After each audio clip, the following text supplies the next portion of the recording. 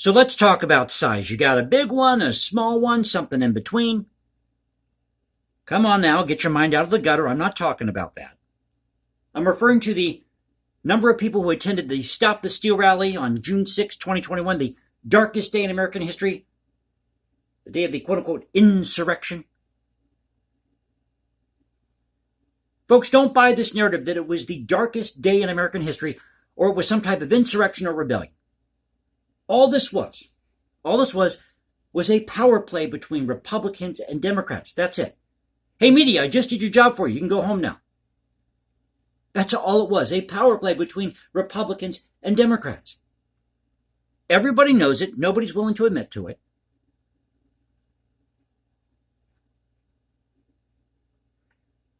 But I want to share this article with you at Newsweek. There's actually two articles. This one came out December 23rd, and then we had an article from Newsweek on the 7th of January, so the day after the quote-unquote insurrection. But why do we have these stupid two parties to begin with? Because I believe that if we had more people in the fray here, more people running for office, different parties, January 6th would have never happened. The reason we have these stupid political parties, this two-party system, is because of something called FPTP, first past the post, which means that you have plurality voting. So the candidate who wins the most votes in each constituency is elected, and the loser doesn't have any representation. Well, I think that's wrong. I think even if you lose, you should have some type of representation, even if it's, let's say, one vote. You should have some type of representation. And you Republicans and Democrats have no right to lock other people out who want to run for office. None. And what exactly have you Democrats and Republicans done to make my life better? Nothing. You're the most incompetent boobs on the planet. Now, if you vote Republican or Democrat, okay, I'm not talking about the voter here. I'm talking about the party or these parties who think they have to get involved in every aspect of my life.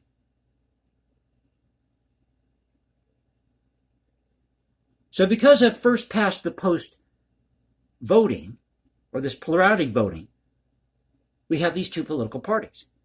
Here's an idea. Why don't you run as an independent candidate and say, I believe in X, Y, or Z, vote for me? Is that so hard? I mean, seriously, if you have to have a Republican or Democrat party back you and your ideas, then obviously you have no original thought.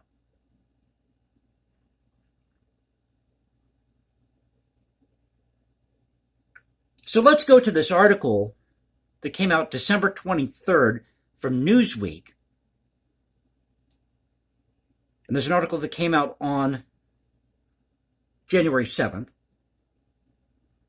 But I didn't mention that before. So you got two articles from Newsweek, and then there's one here from U.S. News and World Reports that talks about how the Biden administration, says here, White House January 6th committee agreed to shield some documents. And the White House, the Biden administration is not wanting to release these documents. Why? Release it. Release it all. Show us what really happened on January 6th. Because I believe it was a ruse to oust Trump. That's all it was. You see, D.C. is a club. It's not for you and me.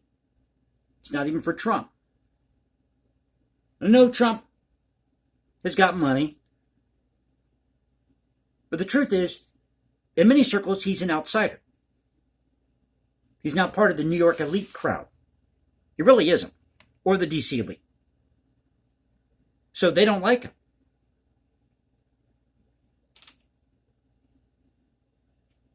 So in another video, I'll talk, that will be my next video, talking about this U.S. News and World Report article about how the White House is trying to shield these documents from being released. But let's go to this article from December 23rd from Newsweek. And if you like the video, click that like button, subscribe. Hit me up on Instagram at hashtag Jason Composes. Leave comments below. Now you can reach me at Twitter, Culture Confederacy at Twitter. So it says here that pro-Trump organizer Cindy Chafin, last name Chafin, pardon me, sent a follow-up email about the planned January 6th event. She said to expect 15,000 participants. Let me take a sip of my drink here. Doing so many takes for this video, my voice is getting sore.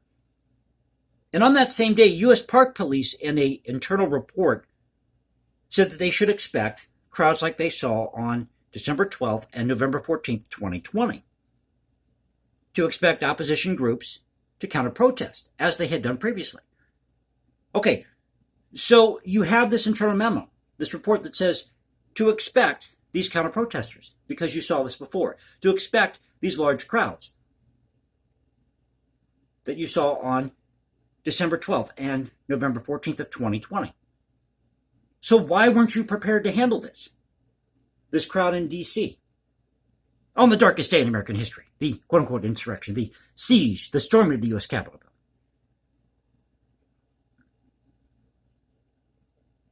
A higher number were anticipated to be in D.C. January 6, 2021.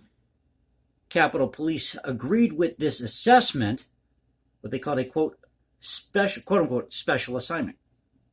The Secret Service confirmed 59 groups as potentially attending or participating in the First Amendment activities on January 6, 2020. So this past January 6 was the first anniversary. And classified documents obtained by Newsweek showed that there were 6 times as many people expected to attend, or 120,000. Going through my notes here. So we know there were several arrests, protests, people engaged in violence. We saw the footage. And federal prosecutors have charged more than 700 people. I mentioned this in my last video. And early arrests were placed at 400, though some news outlets were reporting that 800 people had entered the Capitol building. By the way, I will trust the guy with the Confederate battle flag. If there's anybody you can trust, or you could have trusted on that day, January 6, 2021, it would have been the guy with the Confederate battle flag. You think I'm joking about that? Because at least you know where he stands. And you might be surprised to learn that he actually shares some of the same views that you do. Democrats, SJWs. Not everybody who owns a Confederate battle flag is a racist or a hayseed hick. I mean, I own a Confederate battle flag, and I'm doing this video here on YouTube. Fewer than 15% were affiliated with some type of group. Over 600 were not affiliated with any type of group. So the question is, did the assumption that there would be some 20,000 protesters in D.C. January 6th stand in the way of competent contingency planning?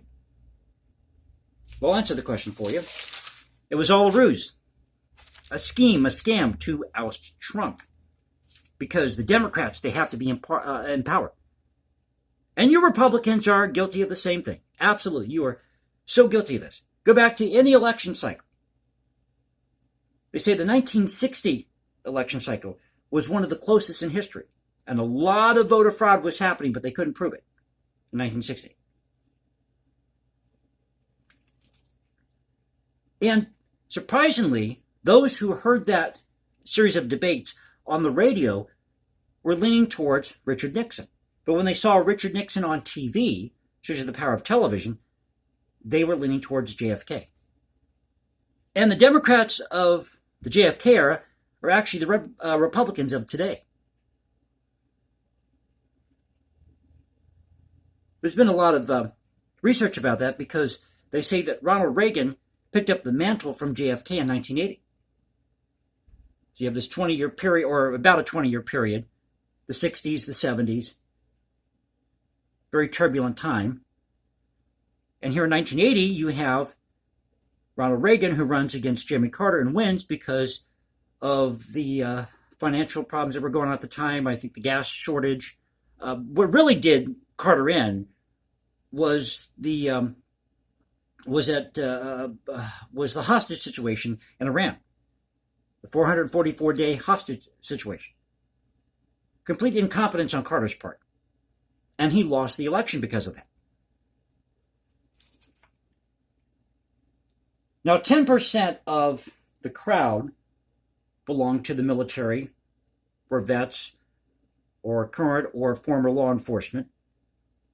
So why would military vets or current or former law enforcement be engaging in some type of insurrection and getting in these fistfights with police? Doesn't make any sense. When Trump supporters have always backed in, I talked about this way back, Trump supporters have always backed the blue, the military. They believe in our Constitution, the rule of law. I don't know one Trump supporter who has broken windows or harassed congressmen. They may have picketed outside of somebody's house or somebody's office. I'll give you that. But breaking windows and harassing congressmen or, burning down a city, Trump supporters have never done that. Show me one instance in 2020 where you had Trump supporters loot and riot in any of these big cities. Didn't happen. So did D.C. authorities hold back on protesters due to sympathy? Were they overwhelmed?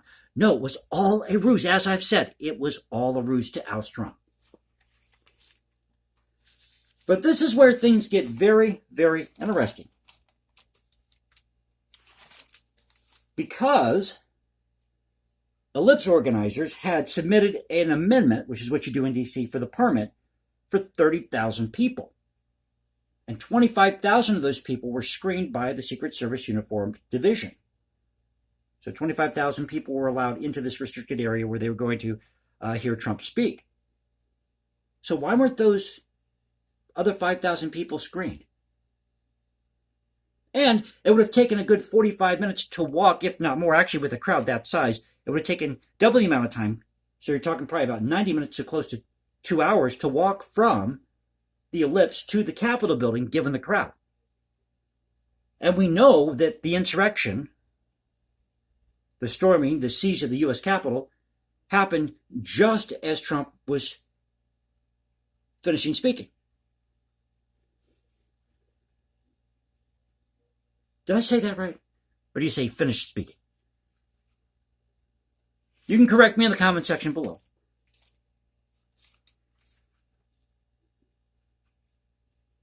But there are other locations where you had these protests. There was one at Freedom Plaza, originally to be 5,000. That number rose to 30,000.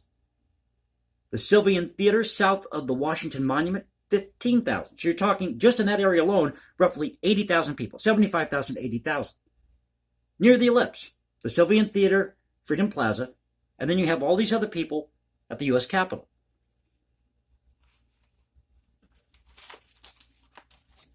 Now, in testimony here, this is from Acting Attorney General Jeffrey Rosen. He told Congress that the MPD and other agencies estimated between 10,000 to 30,000 people. So they underestimated how many people would show up. Mind you, knowing the friction that was going on between Republicans and Democrats or Trump supporters, BLM, and Antifa. This wasn't news, folks. It was all over the media, on TV, here on YouTube. Acting Secretary of Defense Christopher Miller told Congress that nearly 8,000 local and federal law enforcement officers were on duty that day, and that they could handle a crowd of 100,000 or so. So why didn't you bring in reinforcements? Why not bring in an extra 500 or 1,000 law enforcement officers from all over the country?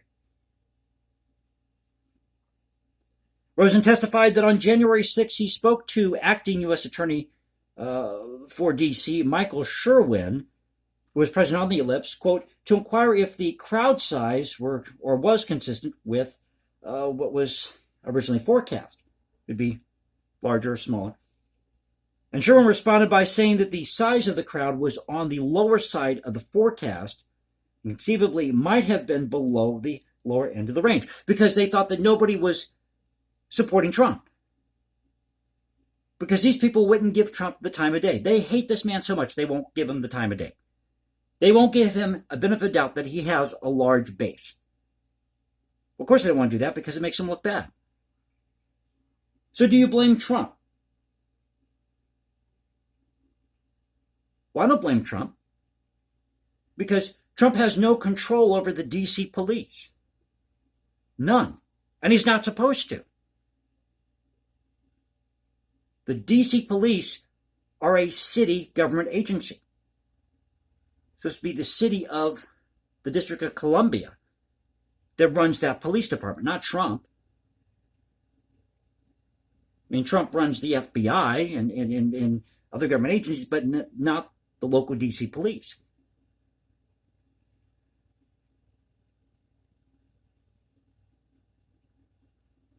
So I really believe that this was not negligence, that this was, in fact, part of the plan to get rid of Trump. At the end of the day, that's what it was all about. A power play between Republicans and Democrats.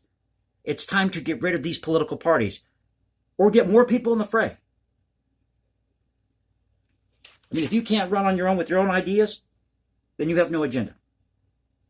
Then you have no business running for office. So real quickly here before I end the video, let's go to this Newsweek article that came out on January 7th, the day after the quote-unquote insurrection. This is by Ramsey Touchberry. Ill-prepared Capitol Police prompt swift changes lawmakers investigate Trump riot blunder. As the dust settled in the wake of the deadly pro-Trump insurrection against the U.S. Capitol, members of Congress, as did much of the world, struggled to wrap their heads around how such a violent breach of one of the most secure federal facilities in the country could have occurred.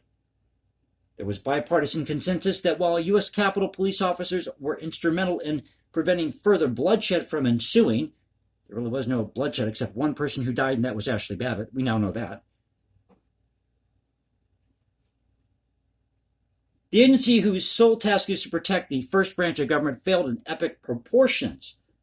4 civilians died. Only one person died, and that was Ashley Babbitt. Dozens of law enforcement officials were injured, and one was killed. He died several days later from an illness, I believe, related to COVID. Or maybe he had cancer, I can't remember.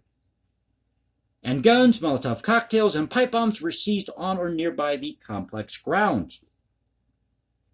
It boggled the mind given the normal security features in place, weeks of forewarning, and police presence at racial justice protests last summer. So how were they not prepared for this? All the looting, all the rioting in these big cities, and D.C. could not be prepared for January 6, 2021. How Congress could have fallen to adversaries for the first time in more than 200 years since battling the British in August 1814. Really? See, you people who voted for Trump, you people who love this country, who just wanted to go show your support for your candidate, you're seen as the bad guy. You're equivalent to what was going on with the British, or this battle against the British in 1814. The primary responsibility for yesterday's insurrection, yesterday's breach of the Capitol, lies with the perpetrators, Donald Trump and his enablers in Congress, said Senator Chris Murphy, Democrat, Connecticut, who sits on a congressional panel that oversees the Capitol Police. Why is a congressional panel overseeing the Capitol Police? No, it should be the city of D.C. that handles that agency. Quote, but we do have to ask questions as to how that breach occurred, what changes in Capitol security we need to make in order to assure it doesn't happen again, and why it took so long for the United States military to come to the aid of the legislative branch, he said. To add to the sense of urgency, officials have just 13 days to fortify the area before Joe Biden will be sworn in as president on the very stage that rioters stormed with ease. We know they put up fencing, talks about it here. Or at the time, their plan to put up fencing. Quote, that was a strategic blunder, and it put a lot of lives in danger and a lot of members of Congress in danger, said Representative Tim Ryan, Democrat, Ohio, who oversees a congressional sub-panel with jurisdiction over the Capitol Police. We're going to dig deep and find out exactly what happened. Well, it's a year later, and they haven't found out what happened. Or they won't admit to it. Within 24 hours of the mob ransacking Congress, major shakeups at the top of the chain for the Capitol complex's security had already taken place. In addition, a non-scalable fence around the perimeter was constructed ahead of Biden's inauguration. House Speaker Nancy Pelosi, Democrat, California, requested and received House Sergeant-at-Arms Paul Irving's resignation. His Senate counterpart Michael Stenger later resigned at the request of Senate Majority Leader Mitch McConnell.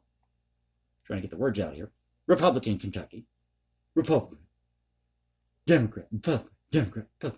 After a public ultimatum was offered by Minority Leader Chuck Schumer, Democrat, New York, who will become the majority leader once Kamala Harris becomes vice president on January 20th, to either resign or be fired once he takes over.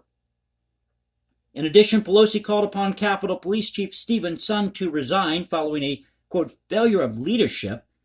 Appearing at a press conference that afternoon, more than 24 hours after the Capitol was seized, Pelosi said Sund, quote, hasn't even called us since this happened. The union of the Washington, D.C. Police Department described the Capitol Police's leadership as, quote, ill-prepared for this attack.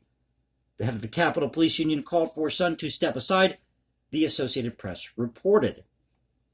And Sund resigned effective January 16th. So I thought I'd share these numbers with you. Tell me what you think in the comment section below. Think this was all a ruse? You think they should have been better prepared? So click that like button, subscribe, hit me up on Instagram at hashtag Jason Composes, leave comments below. Now you can reach me at Twitter, Culture Confederacy at Twitter. This is the Culture Confederacy saying peace out, stay safe everybody, God bless this great country, and I'll catch you next time.